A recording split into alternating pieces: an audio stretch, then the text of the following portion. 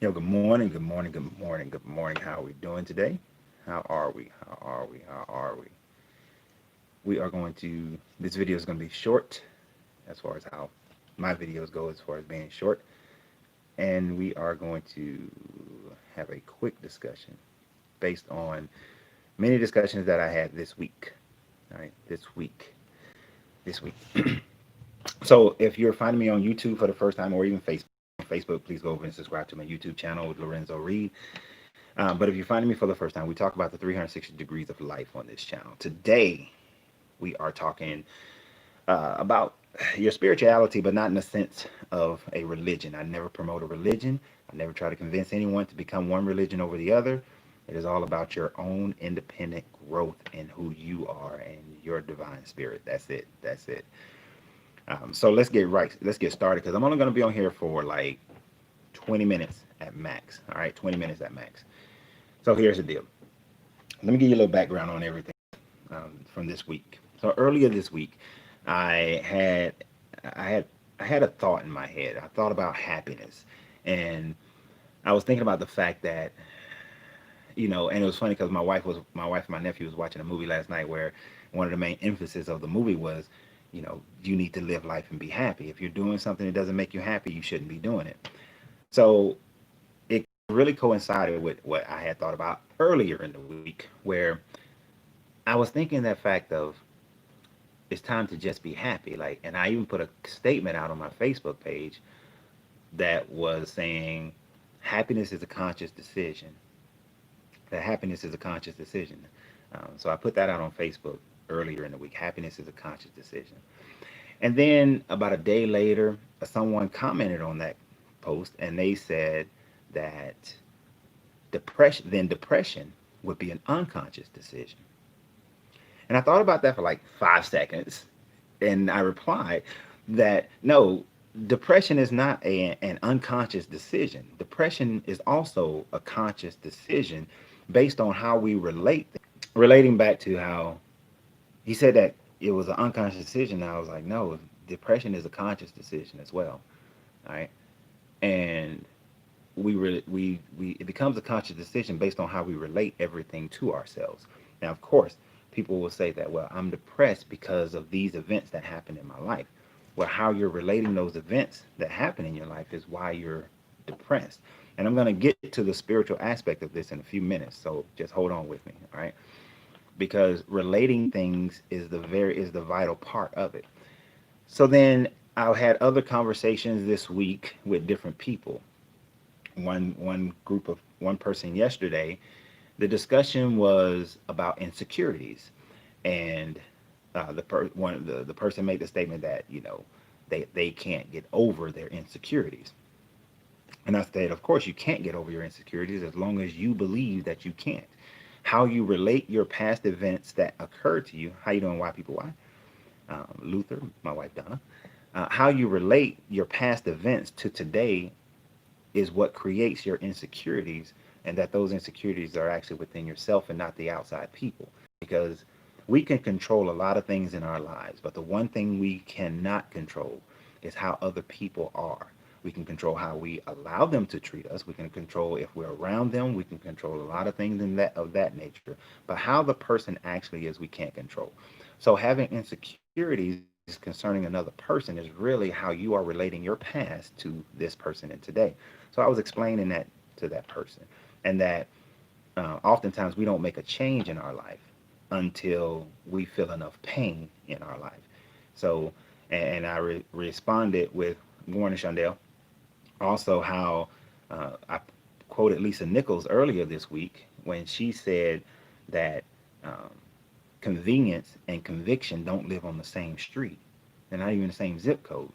And what she meant by that is something she was taught by her grandmother, is that if you're convicted by something, if there's some conviction that you have that you want to change in your life, when a person tells me that they're feeling insecurities and they want to change it in their lives, or a person saying they're depressed and they want to become happy, that for it to occur through convenience doesn't jive. It doesn't work. It's not something that's compatible. They don't work as they don't work together.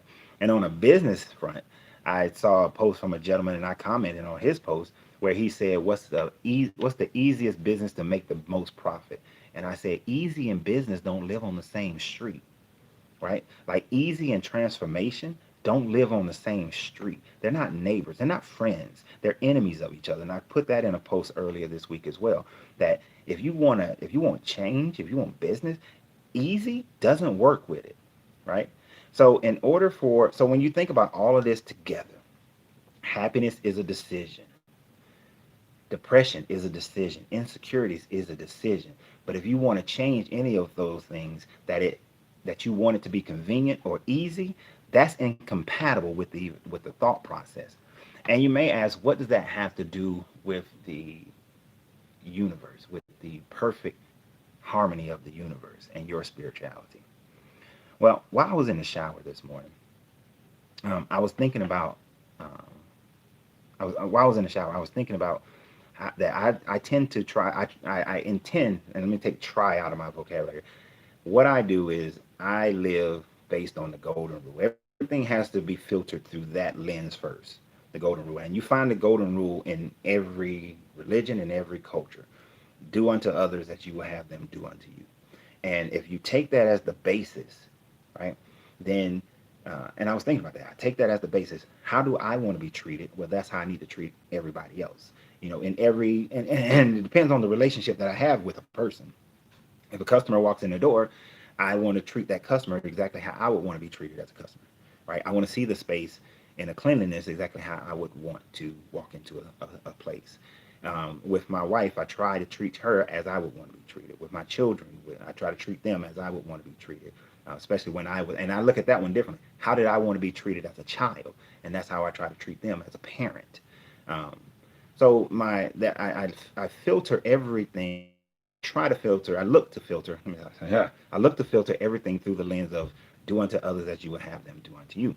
It even goes as far for most of the people who listen to me. You're either grew up Christian or you're still Christian. So there was a verse, there was a thought process from the Christian Bible that came to my mind at that point as well, and I think we can all relate to it, where they asked Yeshua, "What's the greatest rule? What's the greatest law?" And he said, "To love the Father." And he said, "And if there was a second, it would be to love your neighbor as you would love yourself." Basically, the golden rule, right? But there's a secondary part that I always cling, and when I was growing up, and even today, I hold on to the secondary part of that statement. The secondary part of that statement that most people never say or don't really focus on is the fact that the wisdom of that is, for all the law hinges on this. So love your neighbors as you would love yourself, because all the law hinges on this. And if you think about that deeply, all the law, not just the law of the Hebrew and the Christian Bible, but the law of man, all the law hinges on that. We dealing in this situation of police brutality. If a police officer asked himself, would I want to be treated the same way I'm about to treat this black man, then he wouldn't treat that black man that way. If someone steals, if someone steals, you wouldn't steal because you don't want anybody to steal from you. So then if everybody lived that life, then we wouldn't need a law that says theft is wrong, right? If we lived that way, all things, then we would live in harmony with the universe. And how is that? Because when I was growing up, I would often be in, you would hear sermons where they would say that the storm is coming. God is created. The storm is here, and you're supposed to learn something from the storm and everything, and you're gonna have all this, and you're gonna have to deal with it. I would hear the preachings of it, but I wouldn't see people living it. People would have a storm, and then they get stuck in the storm. I would see people have events that happen to them that they would consider a storm, and they would get stuck living their life in that storm. Um, my family is going through somewhat of a storm, some members of my family, because last year my uncle was hit by a car while he was riding his motorcycle, and he transitioned, and the Friday was his birthday, would have been his birthday. And so they gathered and they commemorated and that sort of thing. But I can tell as the week was coming along that there's still a lot of hurt and pain. A lot of people are still in that mourning state.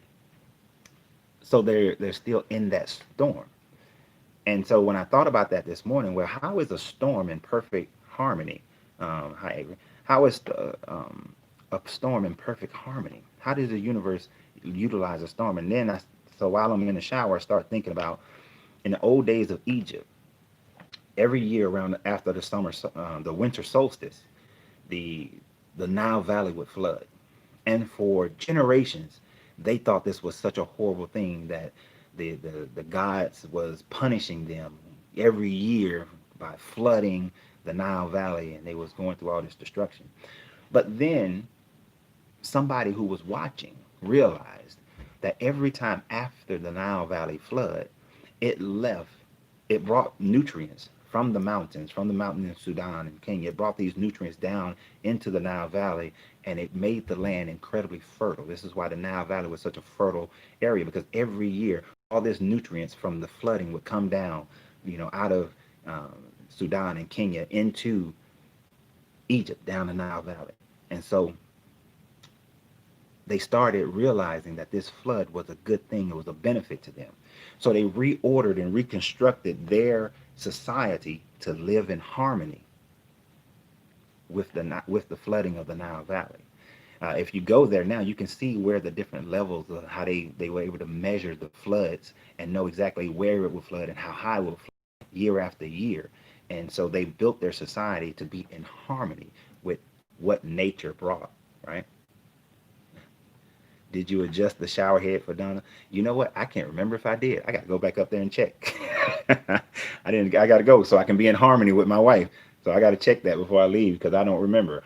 Um, that she must on our marriage Monday. We talked about that one time. How I got to adjust the shower head for my wife when I get out because her shower head is different than mine. So if she's still on Facebook, baby, don't you think you don't get in the shower yet because I got to adjust that shower head.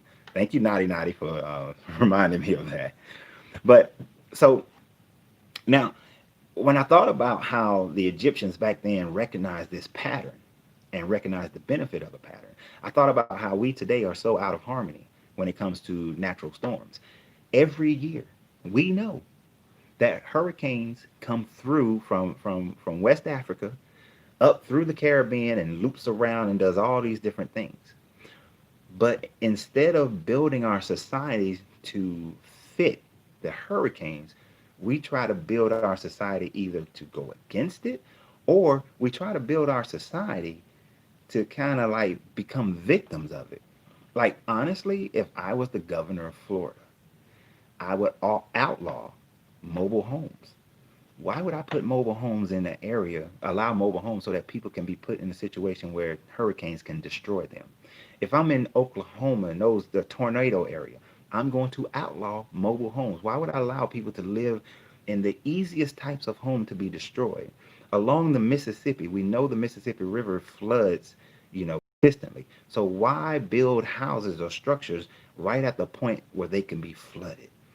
The ancient Babylonians recognized that if they irrigated the Euphrates River, that they could build a great society around that irrigation system, and they did. So instead of being the history has shown that if you get in line with the way the natural flow works, then you will be in harmony. You will find your happiness. So what does that matter when it comes to happiness and depression and insecurities and things of that nature? Well, here's the deal. The Every storm brings with itself nutrients, a revitalization of everything. Everybody, if I'm 48, if you're over 40, if you're over 30, really, you've probably been through a really bad relationship. You've probably been hurt really bad by someone. Someone hurt you. Now, if you and you can go both ways with this one. If you are holding on to the pain that they cause and placing that pain on everybody that comes next, you are actually getting out of harmony with your happiness and joy that is naturally within you. You are basically putting yourself in a position where it's not about the next person and how they feel. It's about how you are going to make yourself feel with that next person and how you will eventually make them feel. The person that actually I was talking to two people about insecurities, and those two people I told them because one is on one end of having insecurities, the other person's on the end of receiving the insecurities. And I express how if the person who's receiving the insecurities, although they may be helpful, they may be patient, they may be steadfast, they will have their moments of outbursts when they feel like, why am I being punished for what someone else did? And why are you holding on to this?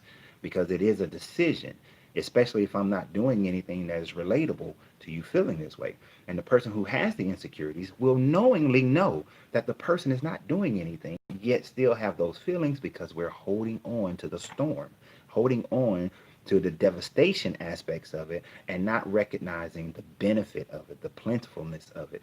Because that person, because you're saying to yourself, I can't let it go because if I let it go, I may get hurt again. And it's not a natural thing actually to hold on and say it may get hurt again. If you think about the wildebeest, that and see, I love watching nature. Nature shows you how everything should work. If you watch the wildebeest, they go down to the water and they drink their water because they need that water as substance. They need it, right? Not to mention the childhood trauma we're still overcome. Exactly, so much childhood trauma that we still have to overcome. But the wildebeest goes to the water. Now, just yesterday or the day before, they saw the crocodile leap out of the water and snatch up their buddy. They saw it, right?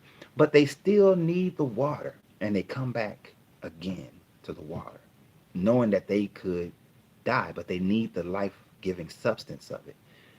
You've been hurt in a relationship, but you still need to come back to the water to get that good relationship. Yeah, it might be some dangers in there, but you got to come back to the water. Instead, we stay thirsting to the side, hoping somebody would bring us a bag of water, right? Hoping somebody would provide it for us. But there's nothing like sipping. Like, I don't know if you guys ever experienced this where somebody, like the cold water, they pour it, they get the cold water for you, right? The cold water's right there in the one spot, at the water cooler. But no, better yet, because I love coffee. The person goes get you coffee. Nah, even better. Even better, because me and my wife, we talked about this sort of last night. Sort of. Uh, I was at work. My wife and my nephew were going to go get some food. They asked me what I wanted. I said I was some burgers and fries. But then I thought, wait, y'all finna go get it right now. I'm at least an hour before I get home. Now, I don't know about y'all. When you get them fries fresh, great. But when them fries been sitting for an hour, even if you try to heat them up and warm them up, they just not good, right? It's just not good. So it's like that time in between mess up the fries. That time in between, that cooling water becomes warm now. So it's nothing like going directly to the water, going directly to the source. So when you're holding on to depressions, you're holding on to negativities, you're holding on to pain and things of that nature, you can't let somebody bring it to you from afar. You got to go back to the source to go get it. Now, many people will say, well, that my source is my belief and my faith in my God. And okay, that's cool. But your faith and your belief in your God should make you say, um, no matter what this person does to me, no matter what happens, I know that I'm going to be good. I know I'm going to be strong. I know I'm going to be taken care of. That I know that my job is just to go love this person as much as I can love them, not to love them with a barrier in between, not to stay stuck in a depression. See, and I do that with my happiness. It used to irritate my wife, but it doesn't irritate her as much anymore. But we get into an argument and then I'm like, okay, it's time to get back to happy. The reason why we got to get back to happy because I'm not going to let our argument be a barrier for me to be happy again, for me to feel the joy of the day. I don't know if I'm going to still be existing on this planet for the next 10 minutes. So why am I going to take 9 of those minutes and waste them in unhappiness? That makes no sense to me, especially when I know that I am actually in control of all of that I am in control of how I relate everything, you know. Me and my wife, we get into an argument's over, hey, we've come to a settlement, give me some sugar. My nephew gets on my nerves, he pisses me off, all right, I fussed at him, argued at him, he squared away, hey, little dude, let's get back to playing. My kids, my daughters, my son, they do something, they irritate me, all right, and I told you the right way, when I had our discussion, you have an understanding, let's get back to our regular selves. Dudes are really good at that with other guys, like, Me and my boy Brandon, we got into an argument, and then after it was over, we was back to boys, real quick and easy, no problems, back to happy. We don't have to sit and be unhappy. We choose that for ourselves. And even at a and there and the guy said unconsciously we choose depression. No, it's still a conscious decision, even when things are playing in your subconscious. And I talk about this on another video of how to control your dreams in order to control your subconscious. I've been working on that for like the last 2 years in a certain way. But even in controlling your dreams, in controlling your subconscious, it's all about your subconscious is receiving everything right now. Your subconscious is receiving everything that you're getting right now. The difference is your subconscious has no limitations of this existence. Like it doesn't limit yourself to gravity, so to speak, or anything else. It can foster and imagine anything, right? It goes outside the laws of this earth. But what we have to realize that we actually can go outside the laws of this earth when it comes to our emotional state and our spiritual state. We don't have to stay stuck. When we go through something, yes, you have been taught to look at it, look for the beauty of it, look for the lesson in it. But how often do we stay stuck in the storm of it all? Most of the time we do. We carry and carry and carry and carry, you know. And something we should carry them as lessons. I was talking to my wife about the lessons I've learned from the medical industry over the foolishness that I've been through the medical industries over the years. And I have developed a distrust for the medical industry as well as the governmental system. But it's a valid mistrust. But even in that, even in my mistrust, what that creates for me is an idea that I won't accept whatever they say flatly, but I will go and research even more of it, and I will look at what the other side is saying as well.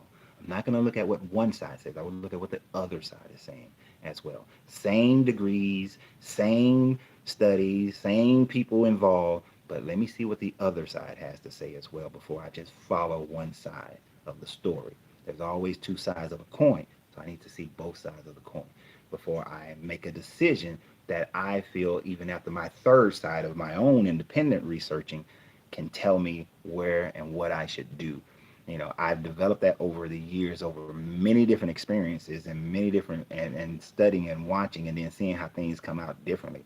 If any of you guys remember FinFin, that ain't one thing that was personally mine. It's just something I wound up studying. But if you remember how FinFin happened, you can understand what I'm talking about.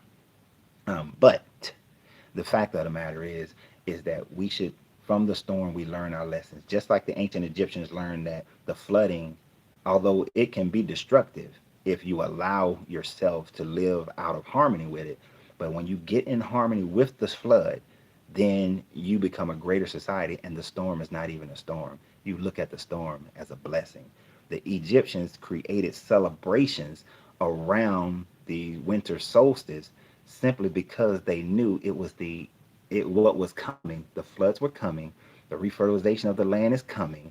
The planting season is now going to be here. We're going to have a bountiful harvest. And depending upon how, and here's the thing, the higher the flood, the more of a bounty they knew they were going to have. Think about that. The higher the flood, they knew they were going to have even more of a bounty in that year's harvest. They can determine the harvest that way, right? And they look for the flood. So so what I'm saying, look for the harvest. In business, there are people who look for recessions because they know when a recession happens, during the recession, that's when most millionaires and billionaires are created, is during a recession. Not during when there's overflow, not during surpluses, during recessions is when most millionaires and billionaires are created. And I'm talking about the 64% that are self millionaires. 64% of the people who become millionaires are self made. They didn't come from money, but most of them happen during a recession, during what everyone else would call a storm and what everyone else would get stuck in. I've heard people through recessions and surplus, same people, man, this economy, man, this economy. They are such pessimists and so stuck in the storm. So, all right, guys. So that's the thing. Get in harmony with it. Recognize the beauty of your storm, and recognize that it is not something negative. The lightning strikes and it starts a forest fire in order for the fire to burn down the old and bring about new life. So that's why I love lightning. but you got to love the storm. Love the storm. And love what you've been through. Love what you had to deal with. All right. And in loving what you had to deal with, recognize that you become better from it. Recognize how to love better. Recognize how to find your happiness better. Recognize how to find your joy better. Right?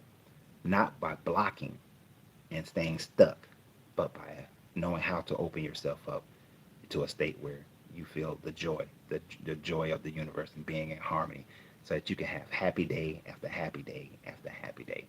So y'all remember, you got to free yourself to be yourself because your greatness is non-negotiable. Good journey, good vibrations.